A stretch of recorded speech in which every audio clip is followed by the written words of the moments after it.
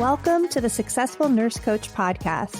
On this podcast, Laura and Shelby, both board-certified nurse coaches, show you how to make as much money as you want in private practice as a nurse coach.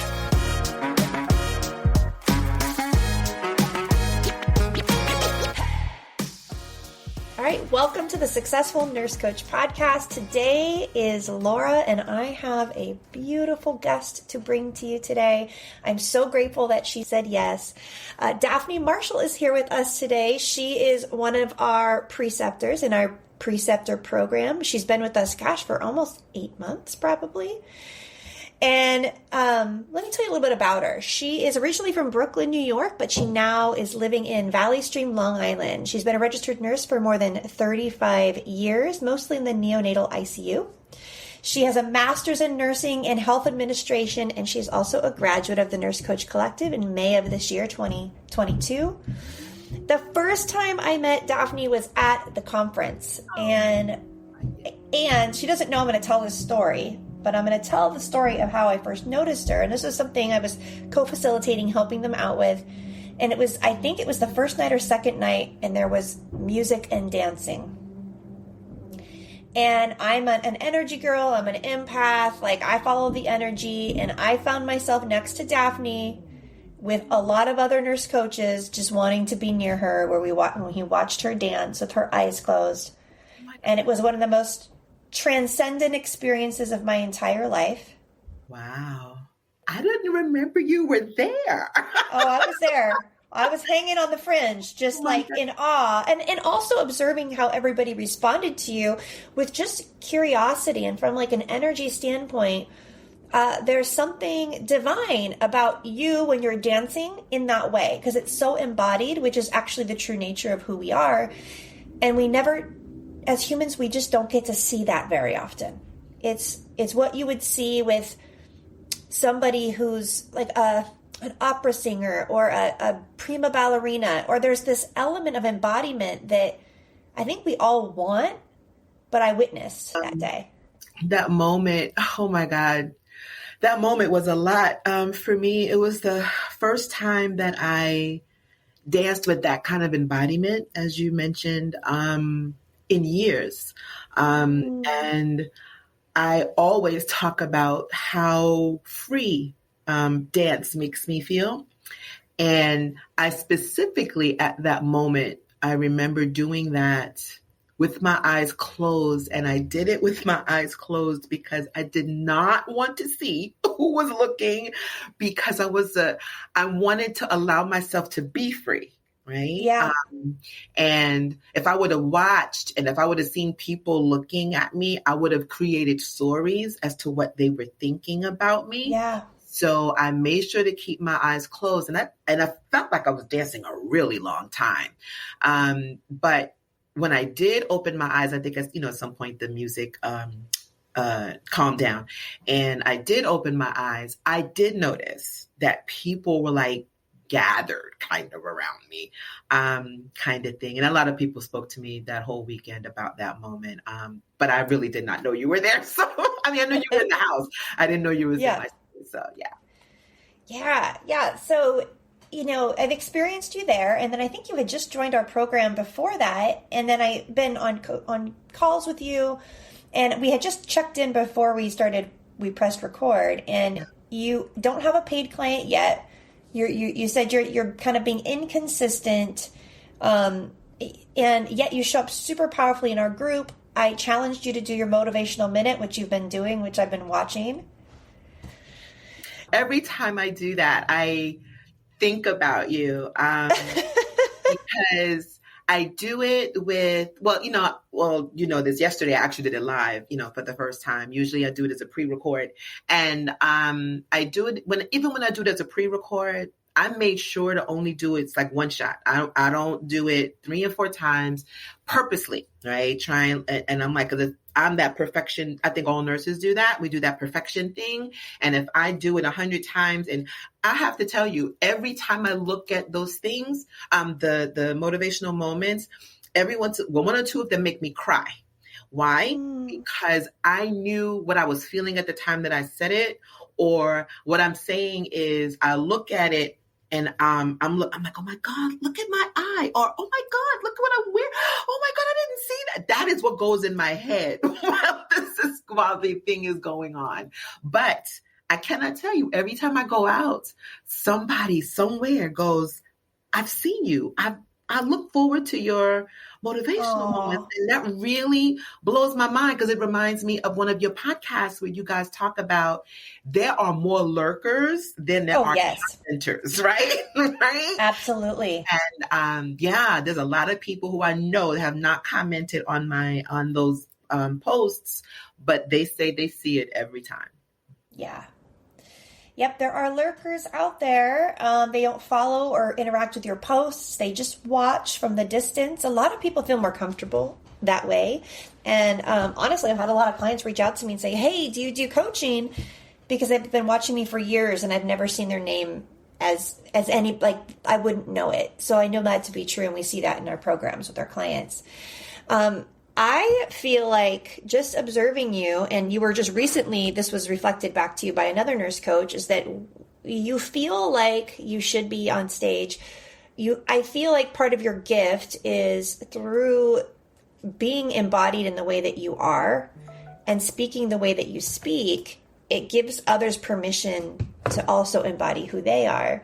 So there's a divine gift there that I think, and we had talked about briefly of your past, but I can tell that you're blocked too.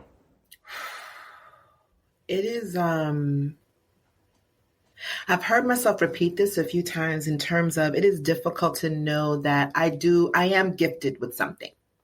That, for those who remember the E. F. Hutton commercials, like when I speak, like people listen. And it is a responsibility that scares me a little bit, right? But I have never equated that with, it becomes my big energy becomes a thing where I connect it to, oh my gosh, she's too much, right? Sometimes I actually, I don't know if anybody's seen the video of the Sedona time, that the overall video that we had, and I'm kind of all over that video. And when I look at it, I literally, when I first started looking at it, I was like, have my eyes covered, because like, oh my God, there you go again. Like you're so much, like, why are you always trying to be up front? And it's something that I really, really have a hard time with. And yet I have had people reach out to me who are dependent on that, like look forward to that. Yes.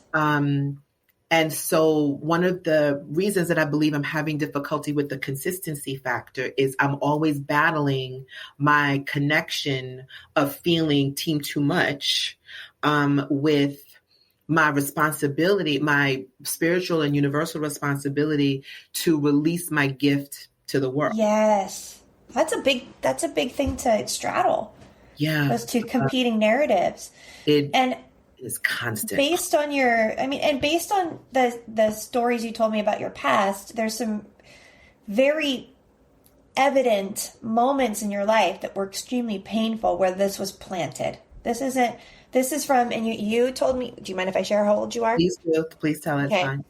Okay, so at 56 years old, you've had several experiences from 13 years old to your mid-20s to even just a recent experience where there was an element of too muchness or fear of being seen as too much, and fear won. And you told me that you've been trying to undo that. Yeah. Just, a little more detailed. As a child, I've always been hyperactive. I'm even struggling to use that word because I've always connected that word with something negative, right? Mm-hmm. But my whole childhood, I can hear my mom in my head, girl, sit down somewhere. Girl, you talk too much. Oh my God, just shut up. All right. So that is like a constant narrative in my past. So yeah, children are seen and not heard, right? So it was that kind of thing. And then in school, I remember the first play I was in school in the fourth grade. And it was, we actually did Star Wars, and it was this really, I was actually C-3PO. And the reason I got the role was because they were like, I actually spoke in a robot voice. I just thought that's what it was supposed to be. And they just thought it was a big thing. Okay. But again, and most of the things that I have done on stage or dancing or whatever, most of my family has never seen it, didn't come, or it was more of a, oh, there she go again, kind of overall feeling. Dance has always given me a feeling of freedom. I think I've said that earlier. And I spent many years dancing in my church, and the last few years of that did not go well because people had difficulty with the fact that it's a natural thing for me. Like, I love to move. I love to flow. I learn really, really quickly. I retain it because I love it. I don't know why. I've always done school well.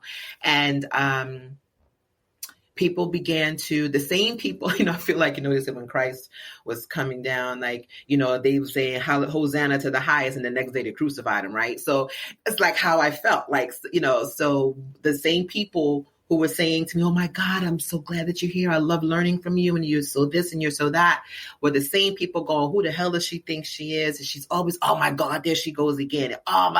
So I am constantly battling. I actually would think that I was being selfish. Like, if I get out there and I start talking, then I'm just being selfish, and I'm just want everybody to see me, and I'm being conceited. That's how it feels for me.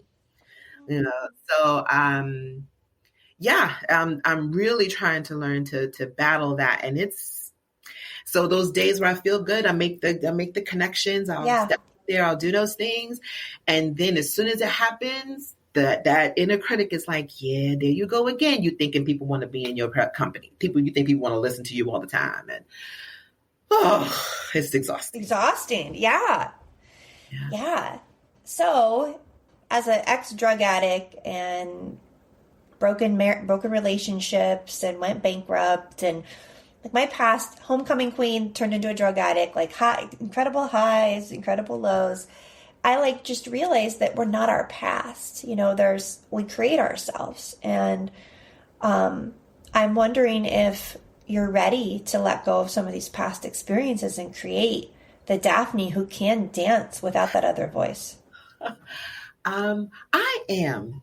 Yes, I am. I am ready to let that go. I struggle a bit with how, right? But I think what I'm starting to learn is that it's actually something I said in the video yesterday. In terms of, if we're gonna live in the same house, we can live in the same house. You just can't take up all the space, right? Like, that inner critic just cannot keep taking up all that space. So if my parents want to sit there and want to talk about, girl, remember this, remember that, you could be the one in the corner and the one in the little, the toy box that I can open up. It's fine. If you need to take up space here, you can take up space. You just cannot move me out. And so I think I'm learning to, instead of keeping up with the idea that's got to go altogether, right? Right, which isn't true. Yeah, right, exactly. It still made me who I am, right? Mm-hmm. It just has to be. You can't be the majority right now, right? Yeah. Ever, no more. You've had your time, right? You played a good big old part in my life. And so at this point now, you need to take a back seat and watch the rest of the ride. Okay. Yeah. So, well, Daphne, it gets louder right before you're about to have a breakthrough. So whenever we're going to have a breakthrough of our own self-actualization, and we're going to emerge into this more true, more courageous, more authentic version of ourselves, the inner critic hits a fever pitch because it's trying to keep us safe. It's doing its job. So when that happens to me, and I'll share it with my husband, I'll share it with my coach, I'll share it with Shelby, I'll share it with my sister. I just share it because it's like, as long as I'm telling everybody that it's happening, then I feel better. It's not all in my head. And then everyone now is trained to tell me, oh, because you're about to level up. Oh, because you're going to level up.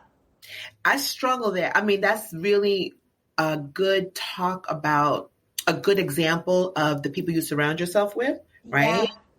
And the people that will probably tell me that, you're leveling up, don't worry, this is normal, right? What you're going through, you're going to be okay. Those people are virtual, right? They are not in my immediate surroundings. And this is not to say if my mom and sister decide to listen to this podcast, right? This is not to say that my mom and my sister do not support me. What it means is that they support me in the way that they know how, right? Right. Yes, absolutely. And inadvertently, some of the things that they say to me or have been said to me is said from a place of love and caring from them, but it lands with me as a place of criticism and stuff, right? Yes. So it's not them, right? It's more about, things. Because so they'll say things, okay, so when I told you I'm ready to let go of my past, why? I have put in my papers for retirement. And the last day of work for me is 12/31/22. And I have been in straight panic mode since I've done that, right? I know nobody, and I'm not encouraging anyone to do it this way in terms of I've done it without a plan, right? Like I don't have 6 months of savings. Hell, I don't have 3 months of savings, right? So I don't have a whole bunch of savings. I don't have, the truth of the matter is at this moment, I would probably struggle to figure out how I'm going to pay all my bills in February, right? I'm probably okay for January, maybe February, but definitely by March, I ain't sure where that's happening, unless something happens in the next next couple of months, which is absolutely possible. So I don't encourage that for anybody, but what I'm saying for myself is that if I didn't do that, or if I didn't do that, I would always sit on the fact that I'm getting a paycheck, right? Wow. Yes. Yeah. And even if that sitting on that will prevent me from moving, it just will, right? And I have to honestly say, it also brings up childhood memories of my mom saying, you always got to do things the hard way. Like, you don't never want to do nothing easy. Like, you always want to do something the hard way. And I never did, but yeah, I in this case, I guess so, because it makes me move, right? If I remove the pseudo security of a paycheck coming every 2 weeks, then I will go, I got to hustle, right? So for the first time in my life, I have to hustle, Okay. But I also want to challenge even the word hustle. Okay. It does. You have a strong belief that you have to work really, really hard to earn. And simultaneously, you've told me that, like, for you, dancing, embodying yourself, being in leadership, really in anything that you do, comes easy and natural, and there's a part of you that feels guilty that specific skill set's so damn easy and natural for you. And guess what? The best entrepreneurs get paid to do what's easy and natural for them. Oh, I keep hearing that, Laura, and I'm like, it is something I have to work daily at remembering for myself, because I'm really good at cheering on the other person. You know that, right? Like, Yeah, that's why you're an incredible coach. Yeah. But to believe that works for me, because, people talk all the time about how difficult it is to do public speaking, how difficult it is for them to talk to other people. I find it easier to talk to people I don't know than people I talk to that I do know, right? Yeah. You put family out there, I wouldn't know what to say, but if people I don't know, I'm out there, right? And yeah, even saying that now, I feel it. I feel guilty that I can do that, right? Why? It's not that I can't go. It's not that I'm not nervous, right? And all of that stuff. But I don't have this stark fear. It's not there, right? The fear is messing up, saying the wrong thing, blah, blah, blah. That exists. Yeah. But not. I have something to ask you, because we talked briefly about your faith and before we started our call. Mm-hmm. And I am going to share a personal story that I had with a coach once, because I told a coach once, this is 3 years ago, I said, I don't know. I just keep feeling like I need to be on stage. I feel like all I want to do is to say something and be something and embody something and make the whole room feel it. And it's not because I want them to think I'm special. It's because I'm like compelled to do it. I'm compelled. I want them to feel it. And I said, but why am I like, that's so egoic? Like, why couldn't I just be happy with like whatever? And she said to me, well, isn't it good that Jesus didn't feel that way? Oh, shoot. Do you think, right? Like, Wow. isn't Wow. it nice that Jesus didn't have that voice Yeah. telling him, don't be too much, Clearly don't be knew. too big, don't Yeah. stand in front, like, be humble. Yeah. He clearly knew that he had the power over anything and everybody in his space. Yes. And he still, oh, wow. That's, wow. So when we may or may not have spiritual gifts, we'll never know probably. But I think that we do. I trust that we do. And there is an element of being compelled to serve using them. I've said that often. When I think of things and hear about different documentaries, people who are successful, who are considered society successful, and stuff, and I've heard their stories, I've gotten a chance to read their stories, and there's always a point in time where they had to break the mold, right? Where they had to go against the grain. They had to burn the boats. Yeah, they had to go against the grain, and when they did that, every time I get to that point in the documentary, in the story, whatever the media is, I say to myself, it's that faith that I'm looking for, like belief that I'm looking for. But you're doing it right now with putting your notice in. Yeah, I knew that was going to be the biggest thing. And you know what? Now that I'm saying You just did it. You just did. You just burned the boats. I did.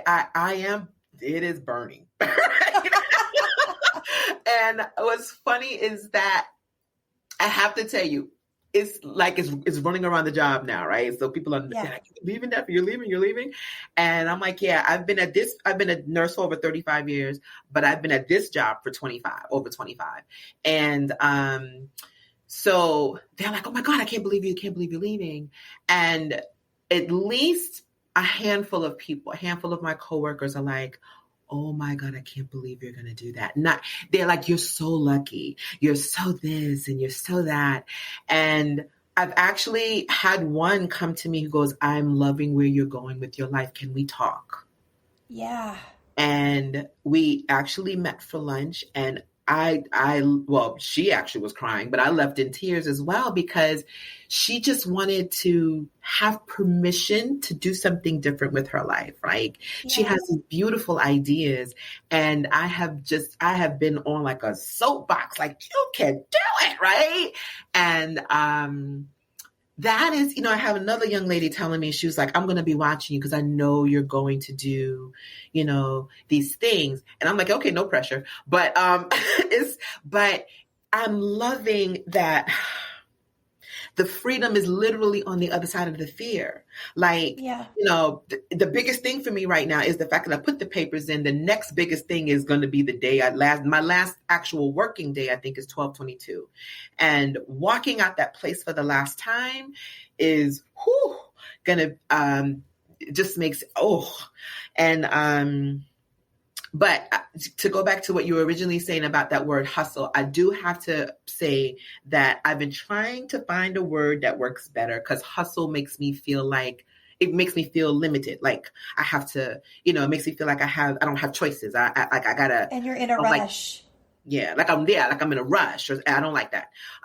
Because when I do find myself in a position where I feel like, where is the money coming from? I don't like to do that, because I am a believer, and I say this every day to myself, that money comes to me freely, easily, frequently, always in flow. There's no such thing as limit. Abundance is my birthright. That is a constant for me, right?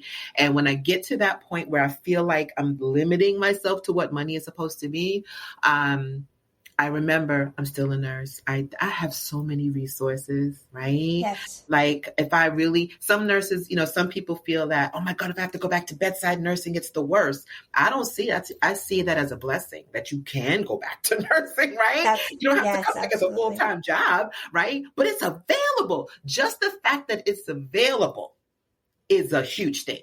Right. So that for me is there. I know I can find, I'm literally in the process now of, sending out emails to, different conferences and, organizations so I can introduce them to coaching. And they need to know that where healthcare ends, coaching begins. Healthcare is about the acute, making you feel better, but usually you walk out the door with a diagnosis and have no idea how to live with that, right? And that's where coaching comes Daphne, in. Yeah. Would you be willing to commit to speak on stage in the next 90 days?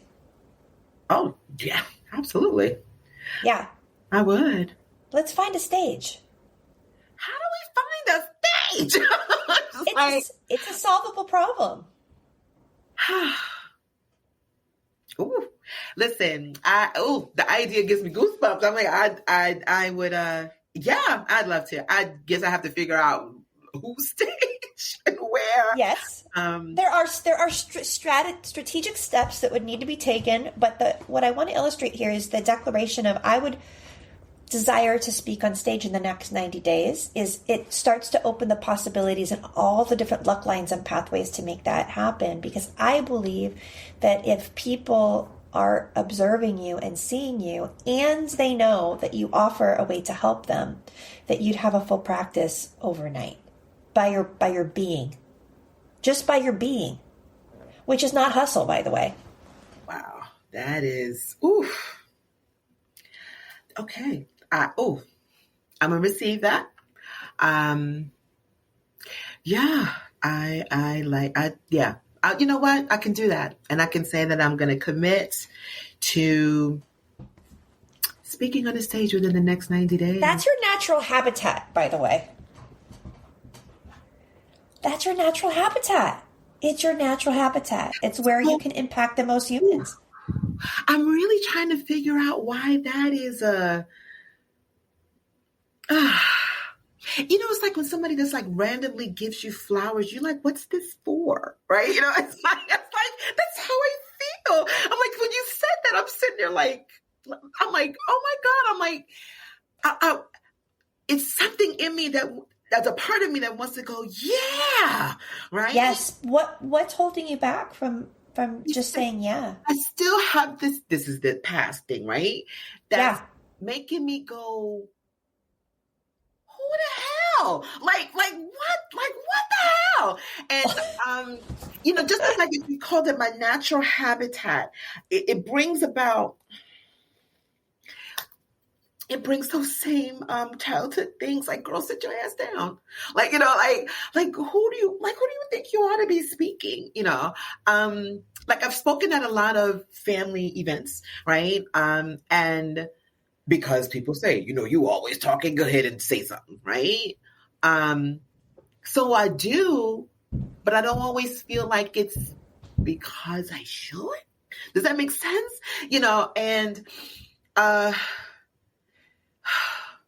it's always been a joke for me to tell people, yeah, girl, I'm the marketing executive. I can get up there and give me a comment or a subject, girl, I could talk, right? And I could do it on the fly.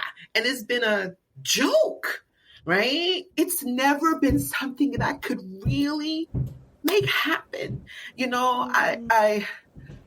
What an interesting way to keep yourself safe. Oh my God. I'm like, my vision board is right in front of me, right? It's behind the screen. I'm looking at it. And I literally named 2022 as a year without fear. Right. And, to think, there's a unbelievability that goes with it.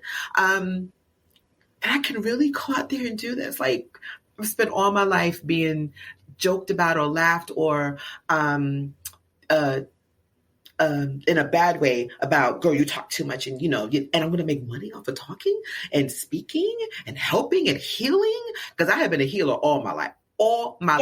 Yeah, I think that you should, and I think that you will, and I think that the past does not dictate the future. We create ourselves every moment with our thoughts and with our actions, and you're steadily taking actions to create yourself. And if we fast forwarded to, let's say you were 96 years old, let's go 40 years into the future, and you're 96 years old, let's just say you have about 3 days left to live. You've had a great life. If you didn't try, would you regret it at 96 for not at this choice point at 56 for not trying? Oh my goodness.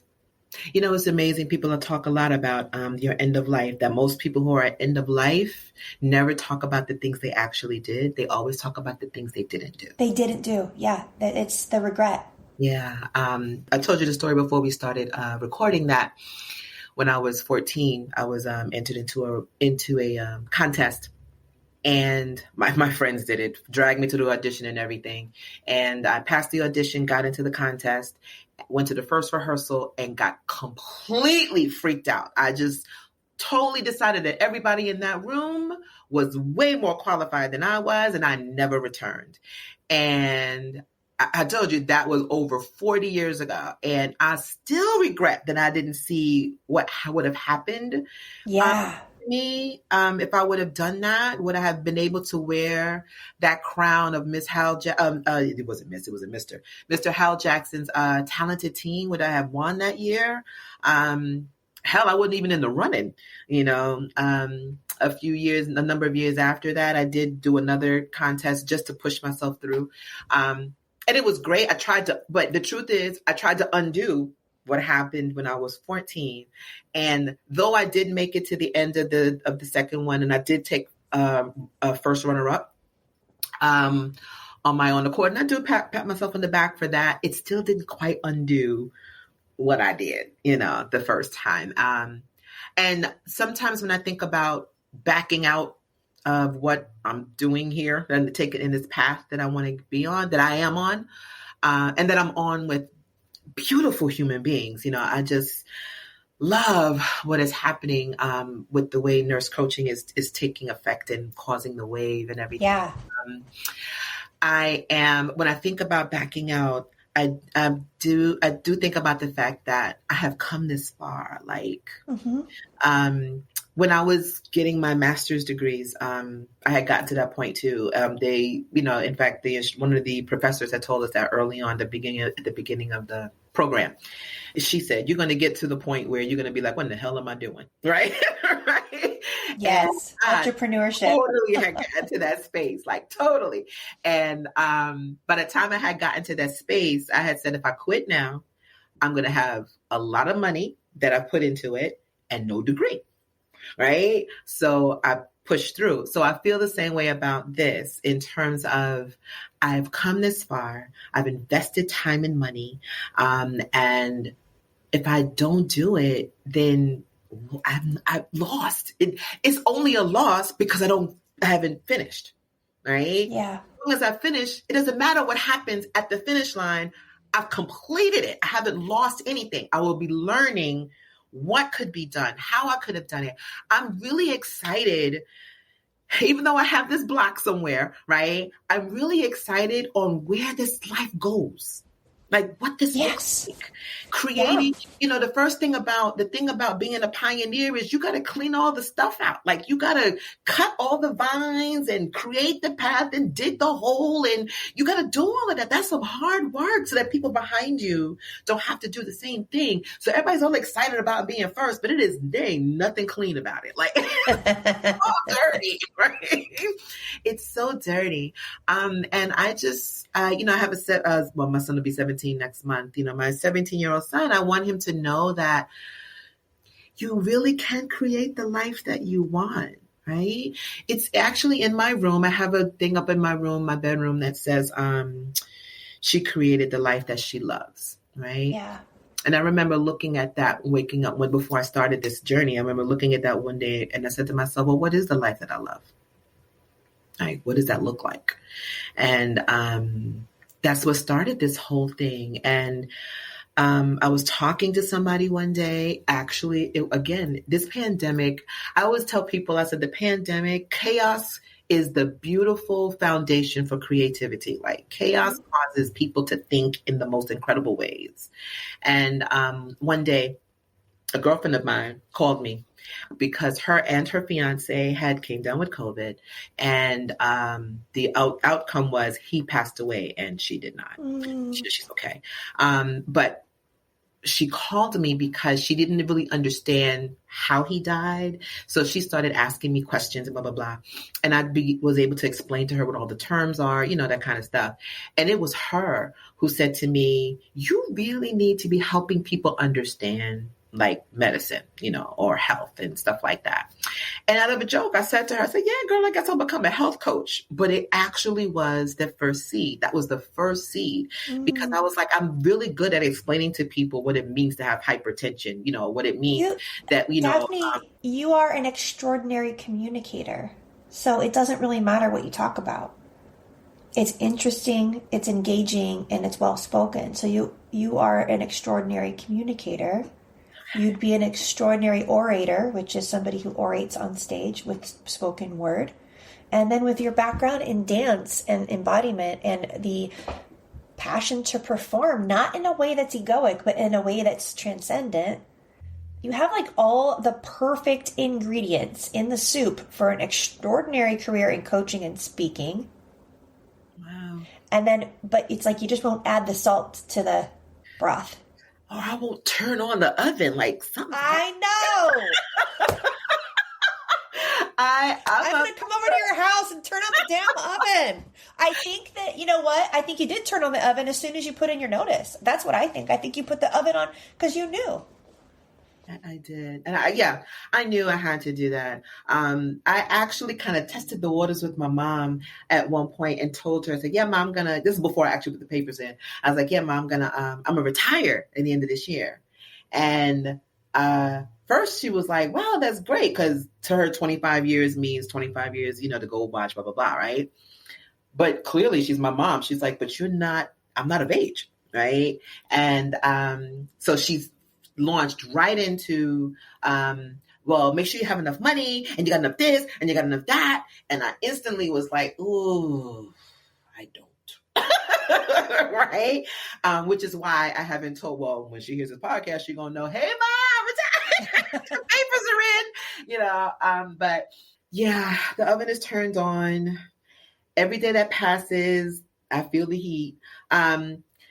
And even when I say that, oh my God, I'm feeling the spirit right now. Like, even when I say that, it's almost out of alignment at this point. And that means that I want to say the heat goes up every day that passes, but it's really the excitement. Like, it's scary it's scary, but yeah, so exciting because I can't believe how hard this is for me to say. It is exciting to think that I get the absolute honor and pleasure to do something, to get paid for something that I really love to do. Yes. I hear that. I'm thinking that's for other people, but it really is so close. It's so tangible for my life. Like, it leaves me in the why me. I mean, I can't say why not me, but like, why me? Why do I get to? Why does why not me get so little play and why me get so much? I have always found difficulty in, I just feel like I almost feel as if to offset my bigness is not the word that I'm looking for, but my presence, my space, my, all the space that I take up, right?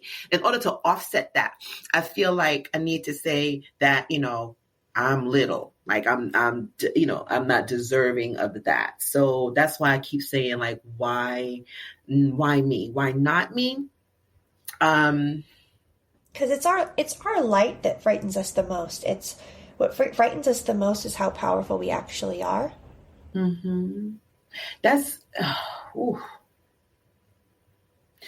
more frightening than being small for most people. It is. And as small is actually easy. Yeah. Even though it's frustrating to people may not like it. It actually is easy. It's easy to be in the hell that right?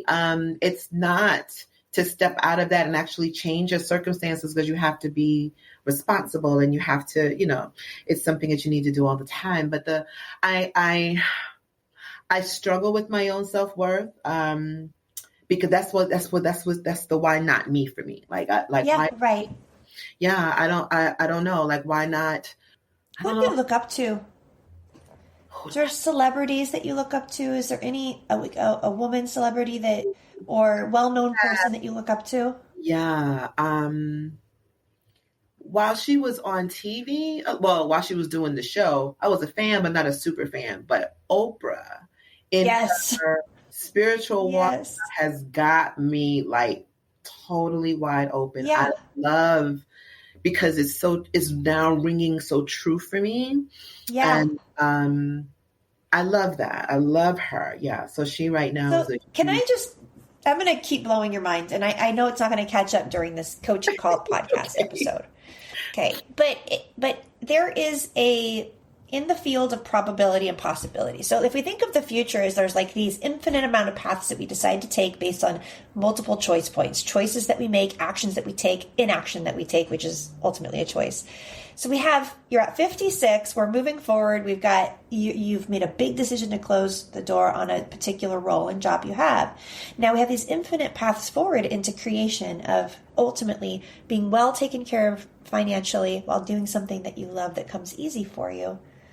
There's a pathway that leads you to a moment of either being in intimate relationship with Oprah, in writing a book that Oprah talks about, in being in an interview that Oprah does. That's not impossible. But it takes like us even saying things like that out loud to set the probability path as even possible. Yeah. One thing I love about that, and again, in watching other people, even listen to some stories that she said herself, Oprah said herself, when you allow yourself to be open to the possibilities, right? And the probability, it's the things that happen. Like when she talked about her role, when she got her role in Color Purple. The Color Purple. Yeah. Yeah. Talks about the way that happened, how upset she was, how long it took for them to get back to her. And she was on some fat farm when we called her. Yeah. When Quincy called her, she had never met him, never saw, not Quincy, Steven Spielberg. She had never met him. She'd never seen him, So when I heard all of that, I was like, she just had a belief that she needed to be in that movie. Like she had no acting, no nothing, And listening to that story was like, but she allowed herself to be available to the possibility. And that's, I think the biggest thing that I'm challenged with, right, is making myself available for the possibility and the probability and the worthiness. I don't even know how else to put that. Like I can just keep that in check. Like I said earlier, it doesn't have to go away. I just have to be able to keep it in check, right? So that I can allow myself to be open, because I want to tell those stories, Laura. I want to be able to see, I want to be able to say, because even by us having this conversation, Daphne, even this, just these little things that we just set forward has already opened more possibility for you. Okay. Now, it will feel uncomfortable when you swim in impossibility. It is like swimming in the void. You said something earlier that was really amazing, that something about the hell that we're used to, or the hell that we know. The hell that you know. But yeah, when you can, it's easy to stay in the hell that you know. Because we know, because it's known. And anytime we decide to dream and do what you're about to do, we are swimming in a void, in a probability and impossibility that it will make a lot of other people in our life very uncomfortable. Yeah. Very uncomfortable. And the minute that you have success, half the people are going to love you for it, and half the people are going to think you're too much. Yeah. That's the place we're going. Yeah. That is amazing. I remember when I first started learning about the land of possibility and probability. I actually started my personal development journey, like for real, when someone introduced me to Landmark. And that was the first time that I had heard about living in possibilities. It just sounded like a term. I didn't know what it meant. But my life now is that, right? Like that is Yeah, that is it, and then that is what it is. If you can't, I did a post about this a while ago and on my Facebook page, but where you literally have to walk into that void that you're talking about, nothingness. You have to walk into a place where there is nothing in order to create everything, right? Yes.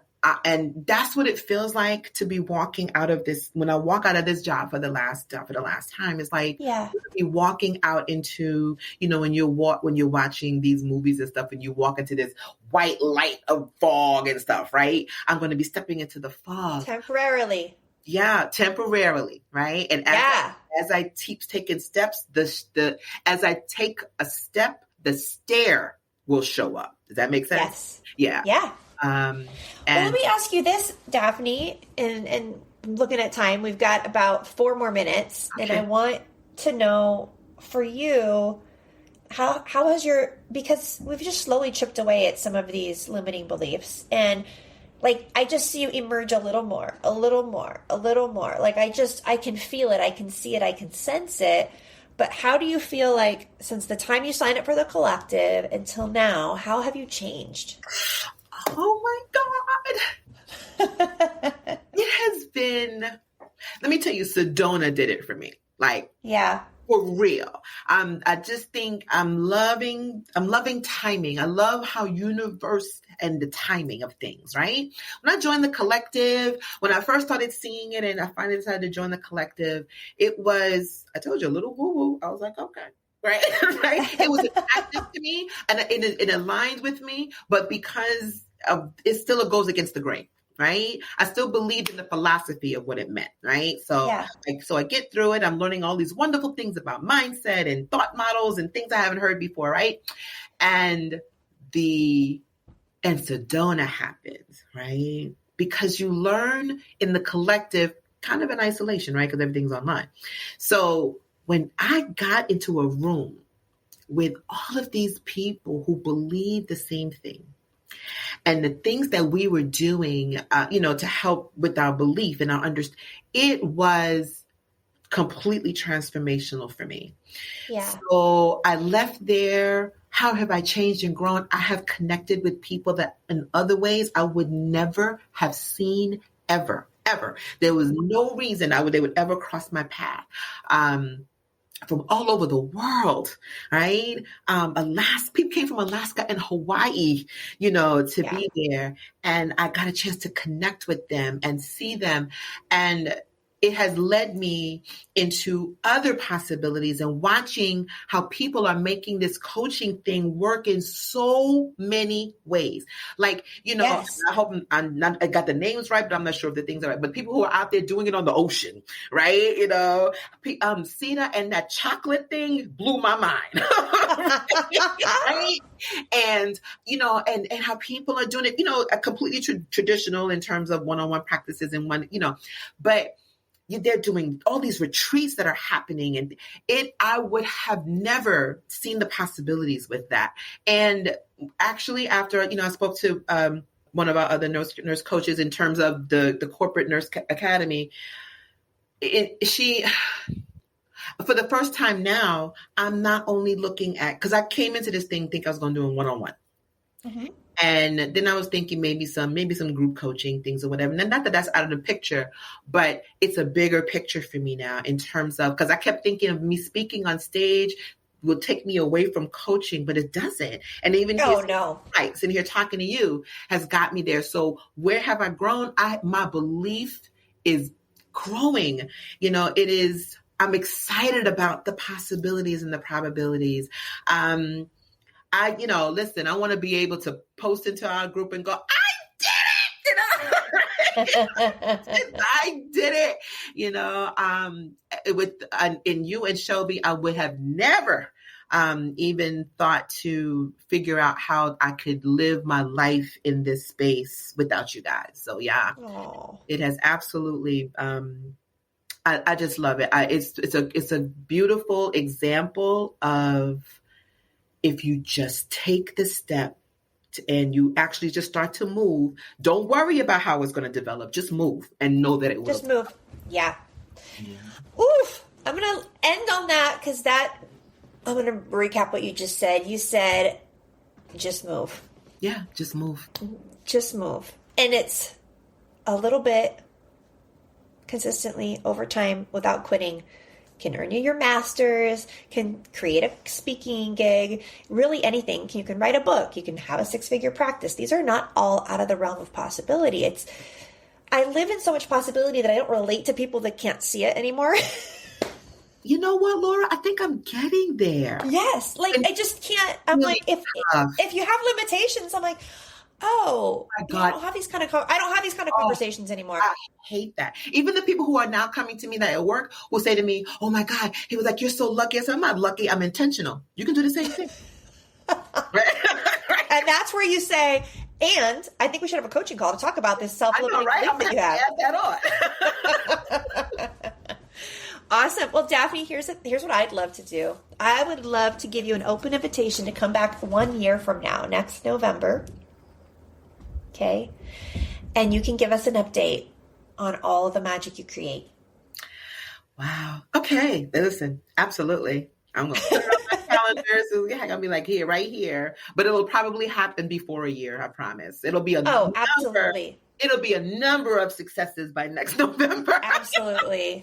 Oh, well, thank you so much for letting us do this today. You guys, this is the first time that I've ever emailed a client and said, hey, I'd love to coach you live on a podcast. Do you want to do it? And Daphene said she was nervous, but she said yes. And it was really to show you what a coaching conversation can be, which really for me with you today, Daphene, is just reflecting back to you the truth of what I see in you over and over again. As you would come up with all these reasons why it wasn't, I would just reflect back something else that made you uncomfortable. Yeah. So we're kind of chipping away at the limitations and opening up to the possibilities of who you are. And I mean, I would hire you to come to one of our retreats just to dance with us. There's so many ideas I have for you, for your practice, for your gifts. Oh, yeah. So we'll be in touch about those kinds of things. Sure. I'm excited. Okay. Thank you. Awesome. All right, guys, be sure to come hang out with us in the free Facebook group. And all Daphne's information is going to be in the notes of this podcast. You can go check her out. She does these amazing motivational minutes that you can catch. I think you do them like once a week, Daphene? Yep, once a week on Sunday. And if you need a coach to remind you of what's possible to step out into the void, give her a call. Are you accepting clients right now, Daphene? Of course. Absolutely. Yes. Okay. Let the floodgates open. All right. All right, Daphene. Have a wonderful day. Bye, guys. You too, Laura. Thank you.